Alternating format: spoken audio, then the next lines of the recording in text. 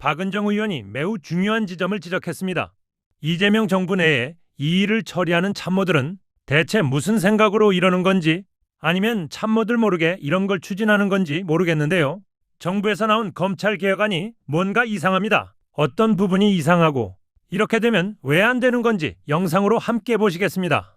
서울 남부지검은 건진의 현금 이 출처를 알아볼 수 있는 관본권 띠지를 분실을 해버린 사건이 있었습니다. 네. 그리고 어미준 부천지청장 같은 경우는 쿠팡 일용직 노동자 퇴직금 미지급 사건을 기소하겠다는 문지석 부장검사를 패싱하고 결정적 증거를 삭제한 뒤 무혐의 처분을 한 혐의를 받고 있습니다. 네. 이 두 사건을 상설특검이 수사를 했는데요. 그 상설특검이 90일 수사를 어제부로 끝을 냈습니다. 그리고 수사 결과를 발표를 했거든요. 먼저 쿠팡 일용직 퇴직금 미지급 사건에 대해서 어떤 결론을 냈는지 소개 부탁드리겠습니다. 네. 법인과 전현직 대표에 대해서 기소를 했고요. 아, 그다음에 어미준 부천지청장도 역시 기소를 했습니다. 그리고 김동희 차장검사까지 기소가 됐습니다. 네, 우리가 이 사건에 대해서 네. 굉장히 관심이 많았고 맞아요. 법사위에서도 열심히 했던 부분인데 맞아요. 그래도 이거는 저희가 의심했던 부분들에 대해서는 기소를 통해서 일단은 1차적으로 좀 바로 잡혀지는 느낌이 있는데요. 이거 어떻게 보셨습니까? 일단. 예, 쿠팡이 어마어마하게 문제가 많잖아요. 네. 3,400만 건의 개인정보를 유출하는 일이 그 다음에 터져서 전부 다 문제 제기했지만 이 사건이 어미준이 문진석 검사에게 수사 외압을 한 이 의혹이 있었던 건 사실 온 세상이 많이 안 알려졌었거든요. 맞아요. 저희들이 법사위에서 문진석 검사를 오라고 하고 청문회 국정감사 맞아요. 하면서 알려줬는데 어미준이 누굽니까? 어미준이 누굽니까?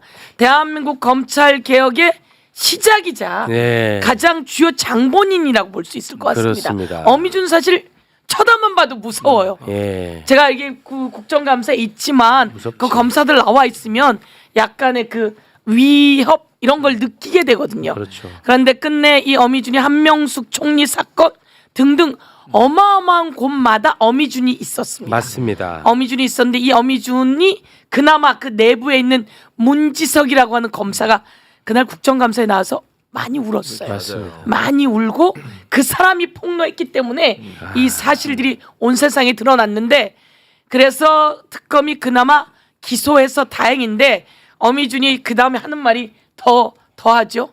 더 반격하고 자기네는 아무것도 없는데도 불구하고 기소한다고 맞아. 더 큰 소리 치고 있는 아, 이 모습 보면서 진짜. 이게 검사의 모습이고 네. 그대로 놔두면 도대체 무슨 일을 저지를지 모르는 자들인데 특검이 기소했지만 재판 과정에서 확실하게 처벌할 수 있게 저희가 법사위에서 역할을 잘 하도록 하겠습니다. 아유, 너무 고맙습니다. 저는 이 사건 보면서 진짜 굉장히 무섭더라고요. 저도 왜냐하면 같이 일하는 검사조차도 무서워서 무서워가지고 네. 울 정도로 만들어버려. 같이 일하는 검사조차도. 근데 이런 정치 검사한테 그냥 평범한 일반 시민이 타겟이 됐다? 어떻게 살아? 못 살아. 살 수가 없는 거예요. 맞아요. 정말 난 무섭게 봤어요. 세상에 알리기도 어렵고. 그렇습니다. 네. 그러니까 일반인들 같은 경우에는 정말로 그냥 시키는 대로 할 수밖에 없는 구조예요. 그러니까 검사가 제대로 수사를 안 하게 되면 이게 조작이 될 수밖에 없는 구조인 거죠, 사실은. 그렇습니다. 쿠팡 이 상설특검 좀 아쉬운 게 뭐냐 하면 아, 어미준 김동희를 기소를 했지만 왜 그랬는지 이게 조직범죄이거든요. 무섭다고 하신 게 그게 검찰 조직이 이 사건을 저렇게 문개기 맞아. 한 거예요. 그러니까 왜 저렇게 했는지 누구와 연결이 되어 있는지 부분들이 그러네. 좀 약했고 맞네. 그다음에 법외곡죄가 있었다면 어미준부터 시작해서 저건 전부 다 법외곡이거든요. 그 이제서야 이제 법외곡죄가 시행이 돼서 다행이긴 한데 그러네. 그런 부분이 매우 아쉽습니다. 그리고 쿠팡 퇴직금 사건은 이게 전형적인 기본적인 이 노동자, 서민, 민생 범죄이거든요. 네. 이런 거를 지금 보안수사 뭐 운운하면서 저렇게 문개기했다는 것이 굉장히 잘못된 것이고 관봉권 띠지 관련해서 그거는 저희가 또 따로 네, 가겠습니다. 그렇습니다. 네.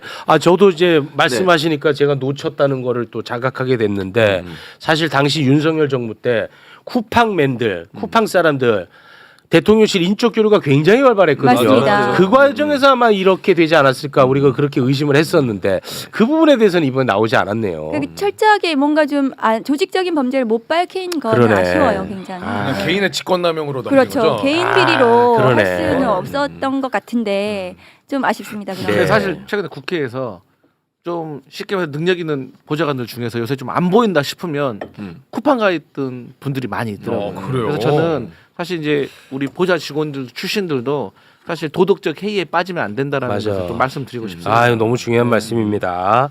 자, 그리고 관봉권 띠지 분실 사건.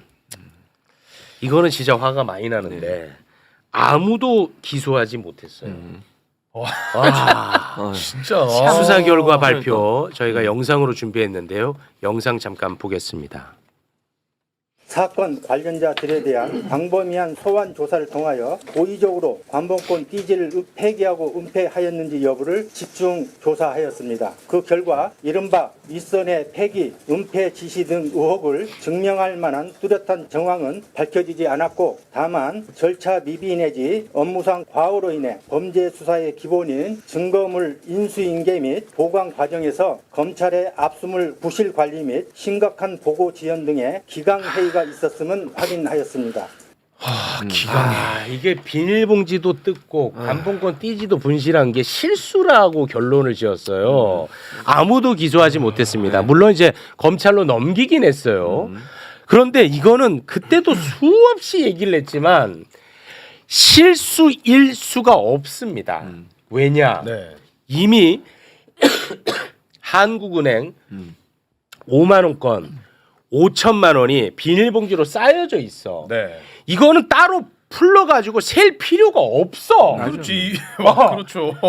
셀 필요가 없다. 그 당시에 돈 종류가 세 종류가 있었어요. 그 비닐 포장된 것 하나, 한국은행 거, 그리고 신한은행 띠지로만 묶여 있는 거. 이것도 셀 필요가 없어요. 그렇죠. 그래서 실제로 안 셌어, 지들도.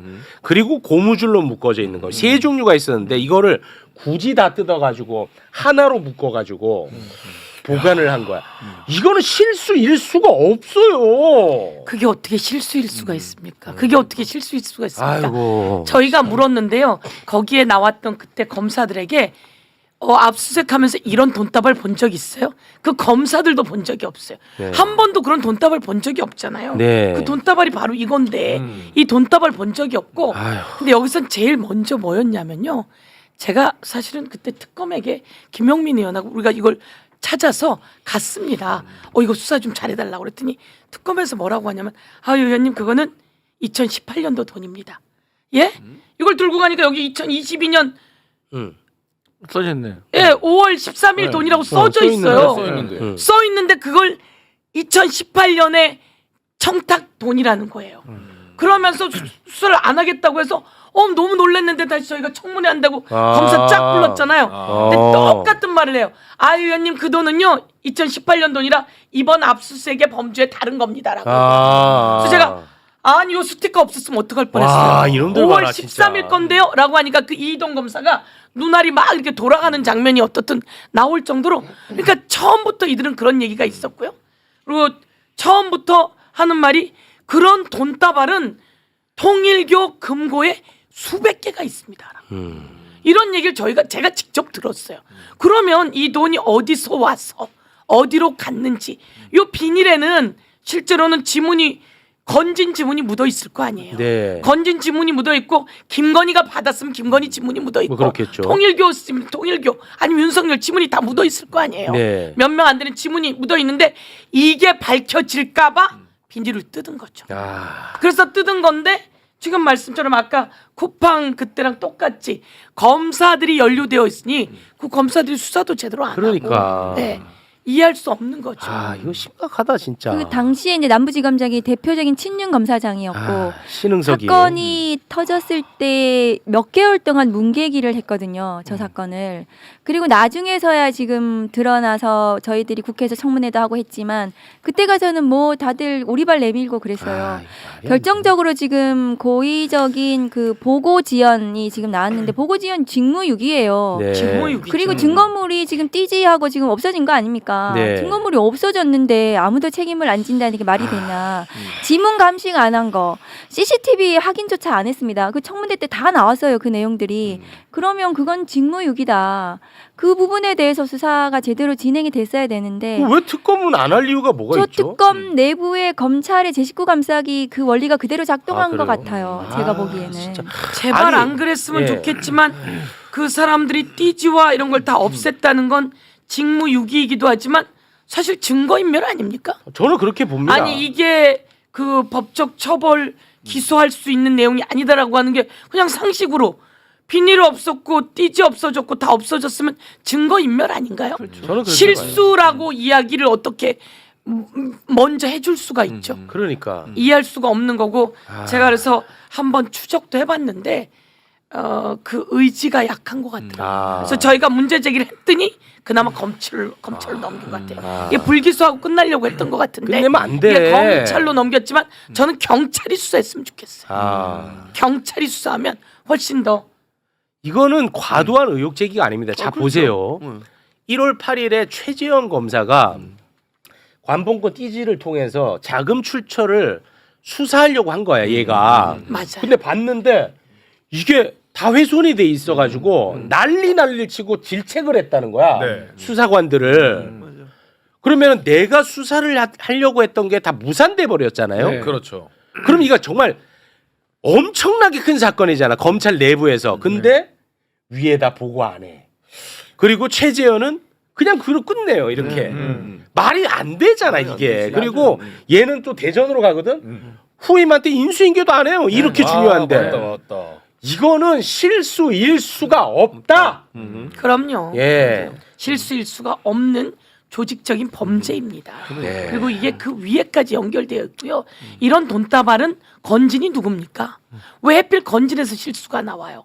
건진은 김건희하고 인맥이 있는 사람이고 김건희에게 뇌물을 전달해 준 자 아닙니까? 네. 수없이 많은 뇌물이 전달될 수밖에 없는 요게 터지면 김건희의 저수지가 나오는 거거든요. 아, 그럴 수 있거든요. 근데 저수지를 이들이 정리해버린 거죠. 제 검사일 때 저런 중요한 사건 대통령 관련이잖아요.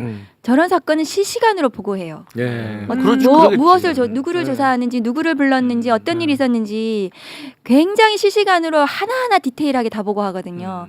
저 사건은 저 진행된 과정을 보면 이해가 되지 않죠. 네. 그렇기 때문에 검찰 개혁이 돼야겠죠. 당연히 해야죠. 요거는 뭐 딴 데 가서 다른 소리 하는 거 아니죠? 아니죠. 무슨 네, 말씀이세요? 알겠습니다. 해야지. 자, 그러면 네. 지금부터는 검찰 개혁에 대한 이야기를 나눠보도록 하겠습니다. 검찰 개혁, 사법 개혁에 대해서 지금 또 얘기를 나눠볼까 하는데 네. 이 검찰 개혁, 사법 개혁과 관련해서 김용민 의원이 얼마 전에 매불쇼에서 나와서 한 말을 다시 한번 좀 되새기면서 우리가 이 사안을 좀 다루면 어떨까 싶습니다. 네. 김용민 의원이 매불쇼에서 이런 말을 했습니다. 나를 사람을 기준으로 놓고 보면 내 행동에 일관성이 없어 보일 거야. 아 맞아요. 하지만 나를 개혁의 방향성을 기준으로 보면은 굉장히 일관성 있는 행동으로 보일 것이다. 이런 얘기를 했는데 나는 그게 너무 와닿았거든요. 무슨 말인지 혹시 그 전달이 됐을까요? 예를 들어서 저런하는 누가 원하는 거지, 저런하는 누가 반대하는 거지, 이런 식으로 사람을 기준으로 가지 말자는 거야. 그냥 내용 자체로만 가면 깔끔하잖아요. 이걸로 무슨 뭐 반목하고 싸울 이유 없다는 거예요. 맞아요. 동의하시죠? 네, 딴 데서 다른 동의합니다. 얘기 안 하시죠? 맞습니다.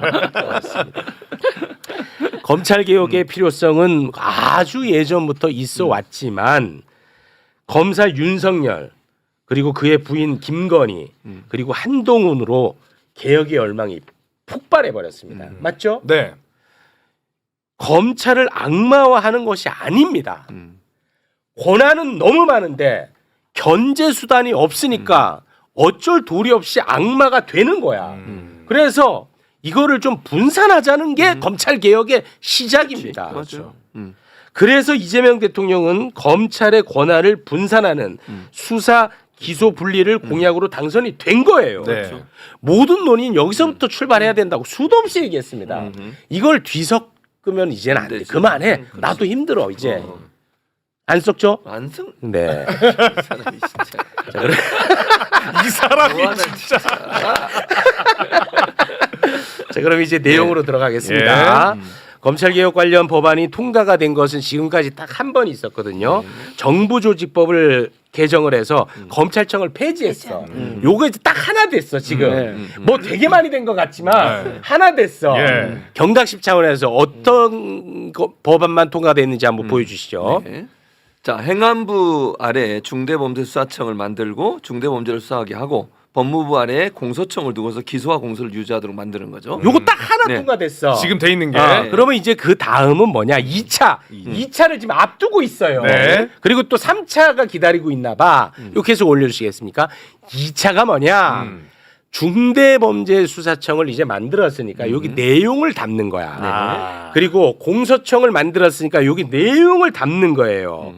그게 이제 2차야. 네. 요 2차를 정부가 입법을 주도하고 있습니다.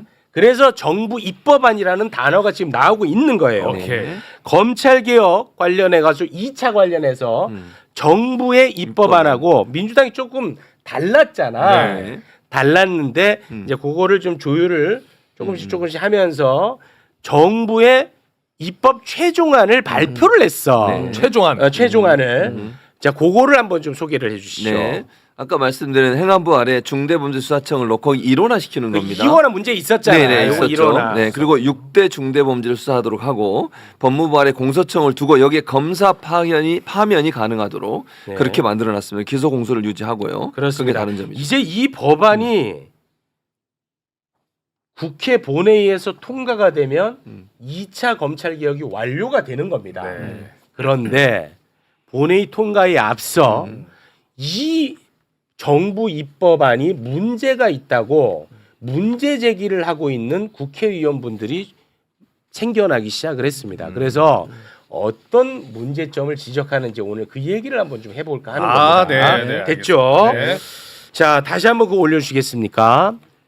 자, 여기 중수청이 6대 범죄를 수사하게 이제 되어 있다고 했잖아요. 그렇죠. 그런데 이 수사 범위가 6대 범죄라고 해서 몇 가지 안 되는 것 같지만 정부 입법안을 봤더니 이거 수사 범위가 너무 넓은 거 아니냐? 라는 제 문제 제기를 박은정 의원이 하고 있습니다. 박은정 의원님, 어떤 문제점을 지금 지켜보고 있는 건지 설명을 좀 부탁드리겠습니다. 그거 좀 올려주세요, 표를. 네. 일단은 저게 이제 중수청법의 6대 범죄를 수사를 할 수 있다고 하면서 저 중에 이제 사이버 범죄도 같이 넣었어요. 사이버 범죄는 한 해에 한 30만 건 정도인데 저걸 중수청에서 다 소화를 할 수 없는데 저러면 선택적 수사밖에 할 수밖에 없는 거죠. 그러면서 그리고 중수청의 수사권 6개 범죄 자체가 과거에 특수부 검사들이 좋아했던 그 죄명들이에요. 문재인 정부 때 수사권 1차 수사권 조정 때 했던 그 6대 범죄를 지금 중수청에서 그대로 안으면서 저 6대 범죄는 무한히 그 수사를 할 수 있는 정치 수사를 할 수 있는 그런 범죄다라고 보여집니다. 그래서 저 범죄는 축소해야 된다는 것이 입장입니다. 그러면 그 축소하면 어디로 가는 거예요? 축소한 지금 만큼은? 중수청을 해야 하는 이유가 뭐냐 하면 네. 검찰에서 하고 있는 직접 수사, 그 부패와 경제 두 가지 범죄입니다.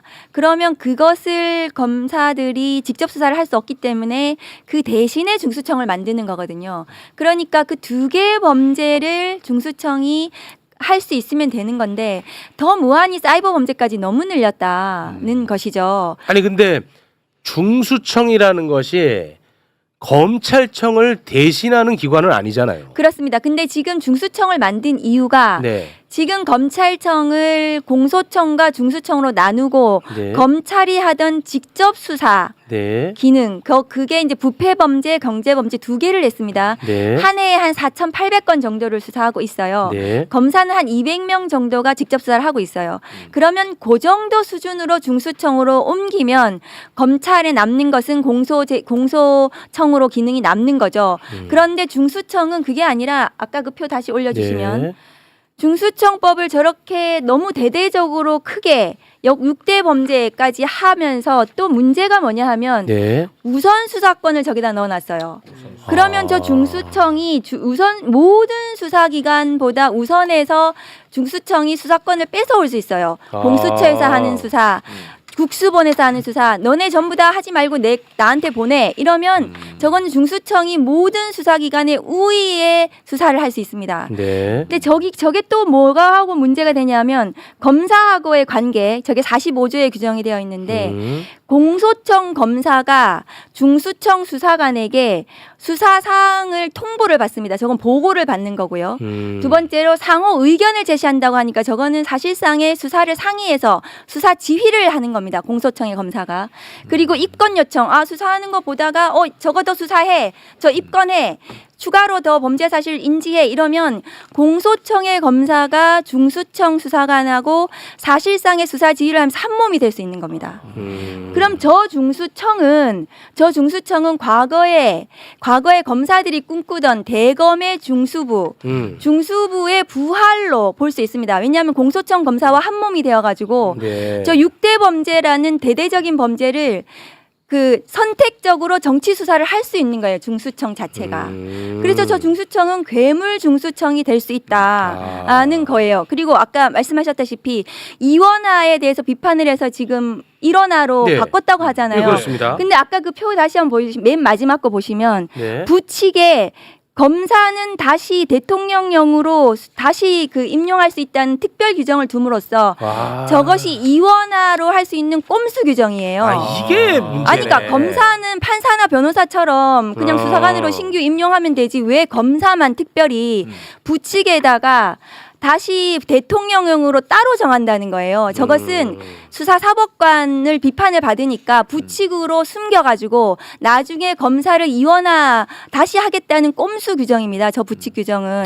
그러니까 이원화를 완전히 포기한 것이 아닙니다. 그래서 중수청 자체가 굉장히 위험한 괴물 중수청이 될 수가 있다. 이 중수청법으로는. 예를 들어서 윤석열 같은 대통령이 되면 또 대통령령 그냥 바꾸면 되는 거니까. 그러니까 이제 대통령이 바뀌지 않는다 하더라도 지금 정부에서도 중수청이 출범을 하잖아요. 그럼 공소청 검사가 중수청에 있는 수사들을 사실상의 수사 지휘를 하면서 저 6대 범죄 중에서 정치인 수사 있지 않습니까? 네. 중수청 새로 출범하면 자기들의 존재를 증명하기 위해서 아마 내년부터 대대적으로 정권에 대한 수사, 정치인 수사를 하려고 할 겁니다. 중수청은. 그런데 저 중수청이 저렇게 선택적으로 정치적인 수사를 할 수 없도록 공소청 검사와 수사 기소를 완전히 분리를 해놔야 돼요.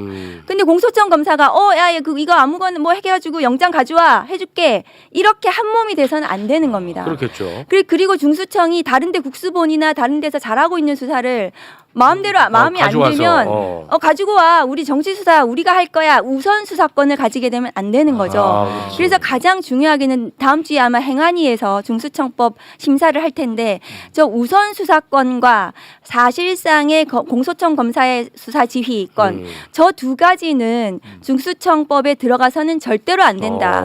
그리고 이원화로 갈 수 있는 저 꼼수 부칙 규정은 들어가서는 안 된다. 그다음에 저 6대 범죄 중에서도 정말 실질적으로 중수청에서 할 수 있는 범죄로 굉장히 제한적으로 확정해 주셨으면 좋겠다. 그런 생각이 듭니다.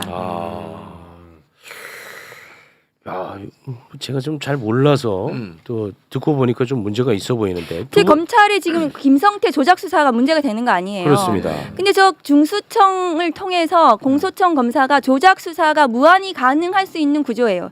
지금 저 구조는 공소청 검사가 마음만 먹으면 중수청을 수사 지휘해가지고 조작 수사를 할 수 있는 저런 구조를 만들어놨어요. 지금의 중수청법은 그렇습니다. 김성태는 뭐 150몇 차례 이화영도 80몇 차례 이렇게 소환했다는 거잖아요. 그렇습니다. 소환을 했으면 소환할 때마다 뭔가 서류가 남아야 돼요. 그날 불러다가 피의자 신문 조서를 안 했다고 해도 네. 그러면 면담 조서가 됐든 수사 과정 확인서가 됐든 서류가 남아야 되는데 해당 서류들이 전혀 없습니다. 전혀 없고 특히나 5월 17일 면담 조서는 네. 명확하게 부지사님이 그날 내가 한 장짜리 조서를 썼다라고 기억하고 계신데도 그게 없어요. 근데 저 내용은 뭐냐면 그날 이화영을 굴복시켜 놓고 네. 이화영한테 항복문서를 받은 거죠. 예. 면담 조서라는 항복문서를 받고 네. 자 이거 항복문서 받았으니까 이제 앞으로 이화영이 술술 불 거야. 음. 이런 상황이 발생하고 그 상황을 김성태하고도 다 공유한 거예요. 그래서 이제 김성태한테 예. 이제 다 끝났다. 이화영이 이제 마지막 남은 퍼즐. 그러니까 네. 김성태 안부수 등을 통해서 이미 만들어 놓은 다 정황 증거에 이화영이 정황 증거까지 넣어서 이재명을 꼬린시킬 수 있다라는 상황이 김성태하고 다 공유가 된 거고. 그거를 설명하는 그거를 거군요. 김성태가 설명하는 거군요. 그 다음 거 넘어가 보면 김성태가 뭐 주말에 가면 밥 한 끼 주는 거지 그것들이 저녁 때 육회 비빔밥 시켜주고 이런 거는 못하고 뭐 술을 의미하는 뭐 이런 행동을 처가하는 거예요. 그건 아예 없고라고 하지만 옛날엔 했잖아. 금요일 날에는 아무튼 뭐 이거 저녁을 검사가 밥이나 한 끼 먹자고 먹으면서 뭐 담배 끊어야지 뭐 이런 등등의 얘기를 합니다. 무슨 얘기냐면 이걸 종합을 해보면 뭐 그 연어의 술 파티뿐만 아니라 여러 가지 편의 제공이 이제 되는데 그동안 그런 거 없다라고 이제 검찰 네네. 측에서는 반박을 했는데 실제 그게 실질화되어 있었다는 게 김성태 입을 통해서 확인이 되는 거 아닙니까? 이분 통해서 확인이 된 거고요. 네. 박성용 검사 같은 경우는 사실 국회에 출석해서 그때 김기표 의원의 추궁에 예. 마지못해 잠깐 그 자백은 했죠. 네. 뭐 수사비로 뭐 음식을 사준 적은 있습니다. 예. 처음에는 외부 음식 나간 적이 한 번도 없다고 얘기하다가 예. 뭐 예. 그런 경우도 있고요. 예. 근데 그리고 저 내용을 보면 이제 술을 안 먹은 것처럼 얘기를 하긴 하는데, 예. 이 녹취록에 나온 것 중에 김성태 매제 녹취록이 있습니다. 거기 네. 보면 그 17일 이후 아마 20일 저쯤일 것 예, 같은데 예. 매제의 그 녹취록 중에는 예. 다들 헬렐레해서 헬렐레에서 예, 이런 예. 부분이 있죠. 예. 사실은 헬렐레라는 표현이 예. 예, 사실 술 마시고 술 취해서라고 해석할 수밖에 없잖아요. 네. 예, 그렇기 때문에 일단은 외부 음식이 들어간 정황들은 명확한 거고 술을 산 정황도 명확한 거고 네. 단지 그 술 산 사람이 뭐 석수병에 옮겨 담기까지 해놓고 안 가져갔다고 지금 우기고 있는 거잖아요. 네. 예, 근데 그런 주장까지 이미 다 무너졌다고 봐야 될 것 같습니다. 네. 그러니까 뭐 지금 내용을 보면 김성태의 입을 통해서 그동안 검사들이 수사 과정에서 어떤 방식으로 해왔는지, 그러니까 연어회 술 파티도 정확하게 날짜까지 특정이 된 거 아닙니까? 네네. 근데 뭐 그 연어회라는 게 횟집에서 파는 연어회가 아니라 뭐 그 뭐라고 됩니까? 회덮 도시락 형태. 왜냐하면 이제 그 검찰 청사 안에서 그리고 그다음에 진술쌤이나 이것도 실질적으로 있었다라는 것도 이제 확인이 좀 되고 이런 건데 제가 사모님께 여쭈고 싶은 것은요. 김성태라는 사람이 건실한 사업가로 판사님은 말씀을 하셨는데 그 뭐 검사 박상용 검사를 향해서든 또 이화영 부지사를 향해서든 뭐 그냥 빈번하게 욕설을 섞어서 말을 합니다. 그리고 뭐 이화영이 뭐 이렇게 얘기를 해요. 이화영 부지사가 형님 아니십니까? 네, 이런 태도에 대해서는 좀 어떻게 생각하십니까?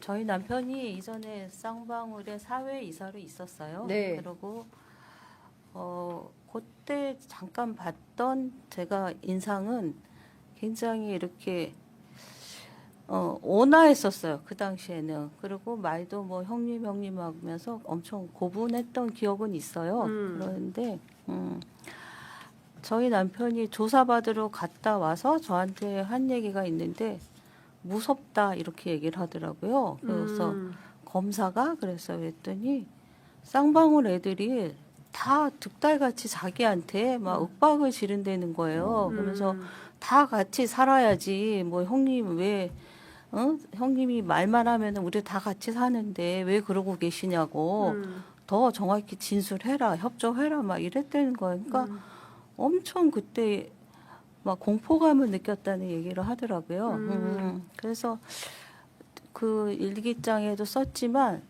3인 성호가 아니라 30인 성호라고 얘기했었어요. 그래갖고 맨날 그 조사 받으러 가면은 쌍방울 직원들 쫙 모여가지고 진술 세미나 하고 나중에 조재현 씨는 뭐 브리핑까지 하고 더 정확히 얘기해야 된다. 니네 뭐 입장 바뀌면 안 된다. 뭐 이런 식으로 얘기를 했을 때 법률적인 조언을 받을 때는 하나도 없잖아요. 이 사람이. 그리고 지금 서민석 변호사를 잠깐 얘기를 하면은 네. 저희 남편이 유일하게 믿었던 그 조력자는 그 당시엔 서민석 변호사였어요. 네. 그래가지고 했는데 안에 있고 면회 가면은 뭐 굉장히 자기한테 협조적인 것 같고 좋아했었겠죠. 네. 근데 저희한테 밖에서 봤을 때는 나중에 알았지만 박상영 검사랑 이렇게 형량 딜도 왔고 뭐 이런 과정들에서 저는 박상영 검사가 가교 역할을 했다고 보고 제가 찾아갔을 때 제 앞에서 박상영 검사한테 전화를 했고 분명히 이제 다 이제 얘기가 됐다. 내일 가서 이화영 부지사는 뭐 이재명 대표한테 보고했냐 그러면 네 하면은 끝납니다. 뭐 이렇게 얘기를 해서 그리고 뭐 이재명이가 주범이 되고 이화영은 종범이 되니까 네. 그리고 이 건으로는 구속되지 않는다. 왜냐하면은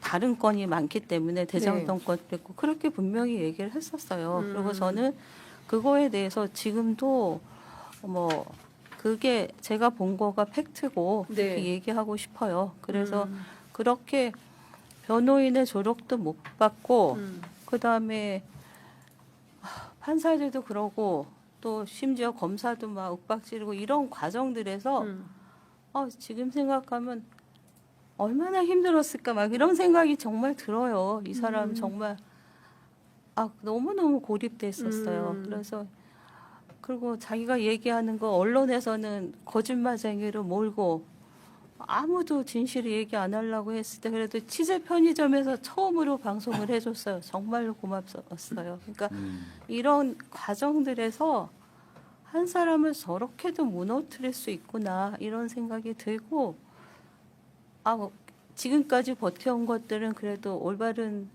변호사님, 올바른 언론들의 힘이라고 생각하고 저희 가족들은 끝까지 진실을 밝히겠습니다. 네. 정말 힘들었을 것 같은 생각이 나서 잠이 안 와요. 요즘 아이고. 얼마나 고생했었을까. 네. 그것도 모르고 저는 잘난 척하지 않았나 이런 생각 아이고. 많이 예. 들어요. 자, 제가 두 가지만 좀 말씀드렸으면 좋겠는데요. 이제 고립됐다라는 말씀을 하시니까 23년 3월 19일부터 20일 이틀간 그 수원지검에서 대규모 대지 신문이 이루어집니다. 네. 김성태, 방용철, 안부수, 김태현, 박상민, 최수영. 네. 그 검찰에서 이렇게 6-7명씩 데려다가 대지 신문하는 경우는 흔치 않아요. 흔치 않은 게 없습니다. 없어요. 예, 없어요. 대지 신문 해봤자 많아야 3명, 보통은 2명 네. 이렇게 되는데 이 대지 신문의 특징은 뭐냐면 다 쌍방울 관계자입니다. 그러니까 서로 간에 의견 대립이 없는 사람들이에요. 네. 의견 대립이 없는 의견이 일치하는 사람들 6명을 불러다 대지 신문 한 겁니다. 이틀 동안. 네. 그리고 직전에는 신문조선 없는데 이 6명이 집단으로 수원지검에 불려가요. 네. 그래 놓고서는 예. 여기에다가 이화영을 갖다 꽂아냅니다. 그러니까 쌍방울 애들 데려다가 네. 그 전에 교육시키고 대지신문 2차례 하면서 완벽하게 스토리를 세팅시켜놓고 네. 세팅시켜놓은 자리에다가 이화영 꽂아놓고서는 6대1로 소위 말해서 갈군 겁니다. 아이고. 예. 예, 쌍방울 직원 6명이 예. 둘러 앉아가지고 아이 부지사님, 아 형님, 다 알면서 왜 그래요? 그때 그랬잖아요. 왜 거짓말해요? 하면 6명이. 세상에. 예, 네. 그러니까 여기에 대해서 부지사님이 말씀하신 게 이건 3인 성호도 아니고 30인 성호다라고 얘기한 게 이 사건입니다. 그렇군요. 자, 핵심은 말씀 주신 대로 이재명 당시 경기도지사가 그 이화영 당시 평화부지사랑 공모해서 북한에 스마트팜 지원을 하면서 800만 전체 500만 불, 그다음에 300만 불은 방북 비용이었다. 이제 이렇게 해서 사실상 제3자 뇌물 혐의로 엮어서 그 수사가 본격화된 건데 이 소위 이제 대북 송금 사건과 관련해서는 어떤 증자도 나온 게 없어요. 오로지 이제 김성태의 진술 뭐 이런 거 아니겠습니까? 근데 그것마저도 어떻게 조작되었는지가 이제 다 백일화에 드러나는 그 기록이 이번에 처음으로 이게 나오게 된 겁니다. 이 사건에 대해서는 공소 취소나 이제 국정조사가 필요하다라는 이제 요구가 있는 건데요. 일단 그 언론들은 좀 이 보도를 어떻게 하고 있습니까? 그 이정주 기자님. 그러니까 요거는 지난번에 그러니까 이렇게 좀 너무 크게 공소 취소 모임이 형성된 것 같아요. 이게 네. 정치적으로는 사실 저는 시작점은 이렇게 개별 사건의 명확한 팩트를 가지고 네. 이 여기에서 이제 정당성이나 이거를 이제 홍보를 하면서 그 사람들에게 좀 인식을 시키면서 키워나가야 되는데 네. 민주당에 조금 그거는 정치적인 약간 실책이긴 했죠. 공소 취소 모임을 일단 형성해 놓고 근데 일반인들 봤을 때는 뭘 공소 취소한다는 거야? 이제 여기 물음표가 나오는 거예요. 이제 네. 뭐 5개 혐의 뭐 10 몇 개 재판 받고 있다 하는데 구체적인 사안에 대해서는 일반인들이 접근하기 좀 힘든 부분이 있어요. 그래서 아까 김 변호사님 말씀하신 대로 그런 식의 어떤 이례적인 대질신문 그리고 이거를 대북송금을 지금 대납했다는 식의 아무 증거도 없이 네. 그러니까 진술 하나 가지고 지금 계속 소위 그렇죠. 말해서 검찰이 이게 공지에 몰아넣은 거잖아요. 이제 이런 부분에 대해서 조금 미세한 부분을 먼저 이번에 이제 1600쪽짜리 네. 이런 어떤 진술서 같은 이런 정황을 먼저 사람들이 알려주고 네. 그리고 좀 쟁점을 잡아야 돼요. 그게 저희 역할인데 이제 길게 봤을 때 어떤 부분이 크게 문제가 되는지 어떤 부분은 국정조사 대상이 되는지 네. 어떤 부분은 특검 조사가 되고 또 처벌까지 이어질지 이걸 좀 나눠서 네. 이게 좀 진행할 필요가 있어요. 근데 저희 기자들도 이제 그런 부분에 대해서 네. 단순히 이게 이재명 대통령에 대한 최종 목적이 야당에서 공격하는 타겟이 있어요. 네. 이재명 대통령 풀어주려고 그러지. 셀프 사면하려고 그러지. 이제 이런 식으로 몰아가고. 이쪽은 타겟을 잡고 들어오거든요. 네. 그러니까 그게 아니라 대통령하고 아무 상관없이 말 그대로 진실을 그냥 표면에 띄우는 식으로 네. 그렇게 나가는 게 좀 길어도 저는 좀 종국법이라고 생각을 해요.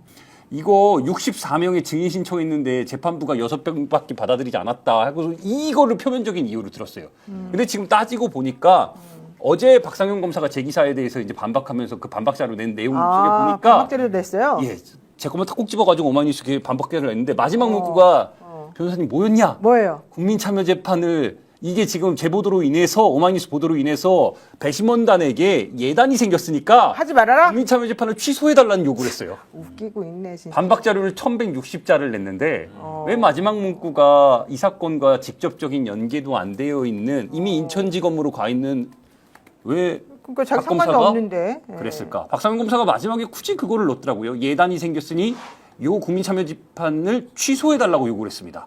사법부를 향해서. 일부러 아주 그냥 그거 못하게 하려고 다들 그러는 그러면 지금 우리 후보님 말씀 주신 대로 네. 요 사건과 그러니까 11월 25일에 이 기피 신청을 하고 뛰쳐나갔을 때와 네. 어제 박상용 검사가 이렇게 입장문을 발표한 내용이 보면은 이들의 목적은 딱 하나입니다. 국민참여재판을 통해서 이 사건의 진상이 드러나지 않기를 바랬던 겁니다. 그리고 그 진상은 뭐냐?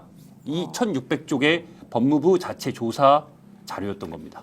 제가 안 그래도 확인을 해봤는데요. 박상현 검사가 나 어떠한 매체라도 좋으니 나의 의견을 밝힐 수 있도록 자리를 만들어주세요라고 얘기를 했었었고요. 그래서 매불쇼에 나가서 자기가 자기 입장을 밝히고 싶다고 했어요. 지난번에 TV조선에도 한번 인터뷰했는데 그래서 이화영 부지사 측 변호인단들이 매불쇼에다 공식 요청하는 의견서를 냈습니다. 같이 붙자고요? 하지 말라고. 그렇죠. 왜냐하면 그 사람이 그런데 나와가지고 자신의 입장인 것처럼 사람들을 혹세무민할 수가 있다. 그래서 오히려 사건을 말아먹을 수가 있다. 결과적으로 네. 박상현 검사의 요즘 행보를 보면은 자꾸 어떤 생각이 드냐면요. 요게 진실을 앞에다 놓고서 자꾸 여기에 정치색을 이렇게 자꾸 입혀나가요. 그러니까 TV조선에 나와가지고 설날 연휴에 1시간 동안 얘기를 하면서 네. 막 대통령의 인사권에 대해서 이야기를 하고 그다음에 막 전주철 변호사 왜 임명 안 시켰는지 막 이런 얘기를 하면서 정치색을 막 입어요. 국민의힘이랑 똑같은 목소리를 내기 시작을 하고 그리고 매부쇼에 나가서도 분명히 자기 이제 이런 지금 이런 진술조사들이 나온 상황 속에서 결과들이 나온 상황에도 불구하고 여기다가 또 정치색을 이제 입혀나가는 거예요. 그러면은 이게 논란이 이 사람은 지금 조사받고 이 사람은 이거 관련해가지고 지금 가서 감찰받아야 될 사람이 나와서 언론에서 1시간 동안 이제 이야기하면은 어떤 결과가 초래될지 우려가 된다는 거죠. 바로 그겁니다. 그래가지고 진짜로 이 의견서를 읽어보면 이래요. 저희 대북송금 사건 변호인단은 박상현 검사의 매불쇼 출연 문제와 관련해서 바람직하지 않다는 의견을 전달하겠습니다.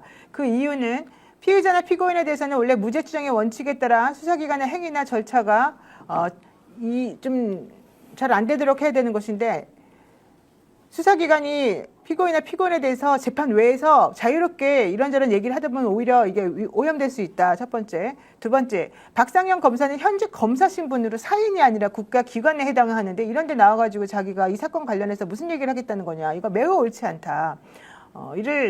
이틀 전에 있던 재판에서 박상현 검사에 대해서는 이미 검사 측에서 증인 신청을 한 상태이고 향후 진행될 국민참여재판에서 증인으로 출석할 확률이 매우 높은 사람인데 이런 사람이 사전에 방송을 통하여 자신의 입장을 증인으로서 피력하는 것은 매우 옳지 않다.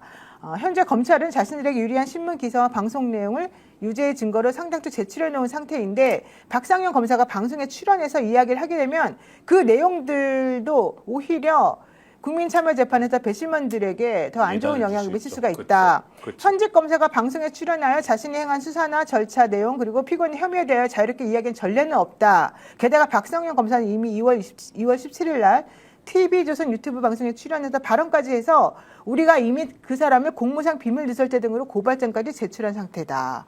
그러니까 매부쇼에서는 이 사람을 부르지 말아라 이런 얘기를 좀 했습니다. 저는 이제 기자님 그 기사 보면서 김성태의 그 다급한 마음 그게 저는 느껴졌어요. 왜냐하면 이 쌍방울 대북송금 사건이 그쪽에서 주장하는 게 그런 거잖아요. 이재명 경기도지사를 방북시키기 위해서 쌍방울이 100억 원이라는 뇌물을 북한에 줬다.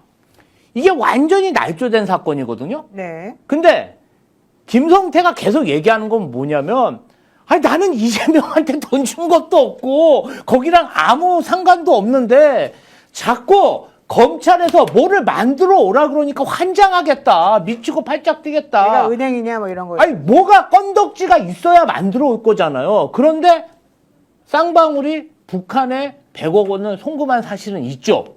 맞습니다. 좋습니다. 그 사실을 가지고 마치 이재명 경기도지사를 위해서 쓴 것처럼 창작을 해낸 거예요. 다 전체적으로. 그러니까 없는 사실을 김성태를 비롯해서 쌍방울 관계가 전부 다 조작한 겁니다. 변호인까지 해가지고. 그러니까 이 사안 관련해서 얼마나 많은 거짓말을 하고 얼마나 많은 말을 맞췄겠어요.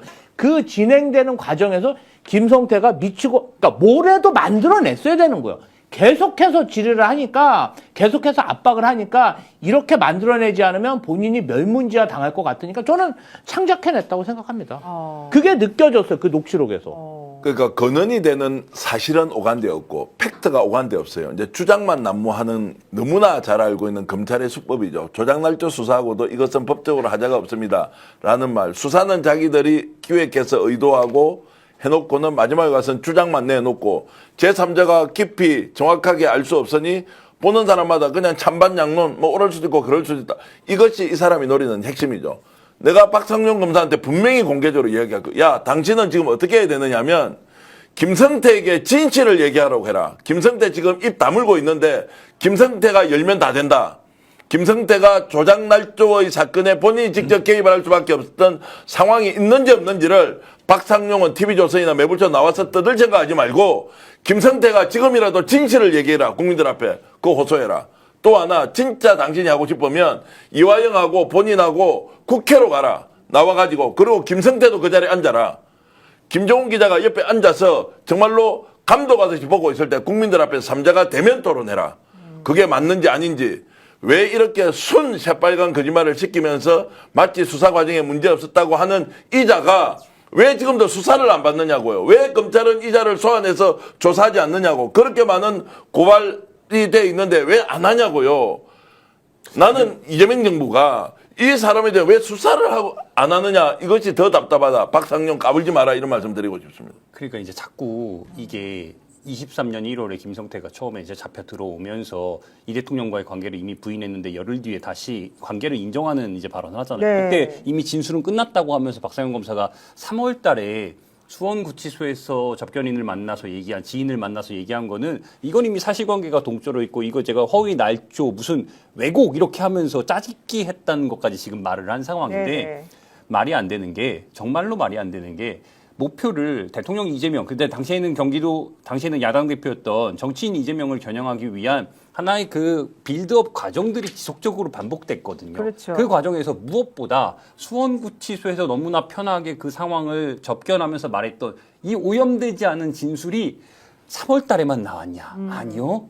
지속적이고 반복적으로 그 1600쪽짜리 문건에 계속 등장합니다. 근데 이런 상황에서 갑자기 무슨 진술 끝났으니까 안 했다?